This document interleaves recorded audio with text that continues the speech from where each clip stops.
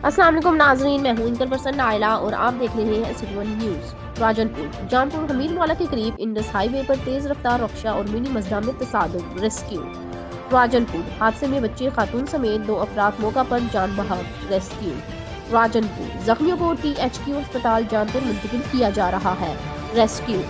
राजनपुर हादसा रक्षा के टायर फटने से पेश आया, रेस्क्यू। मोहम्मद आसिफ चितोई, तस्वीर reporter, city one news, Janpur.